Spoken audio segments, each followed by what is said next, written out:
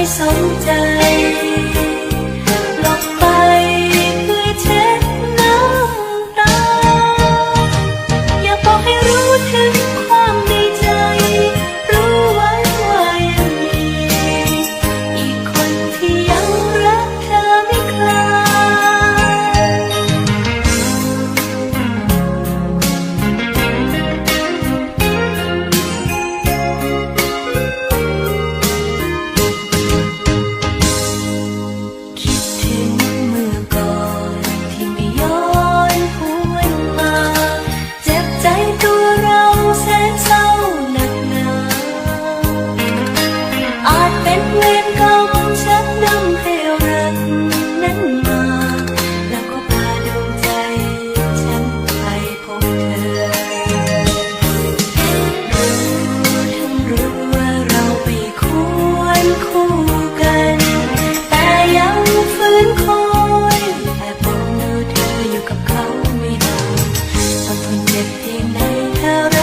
สนใจ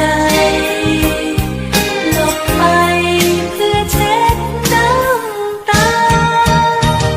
อยากบอกให้รู้ถึงความดีใจรู้ไว้ว่ายังมีอีกคนที่ยังรักเธอไม่คลาย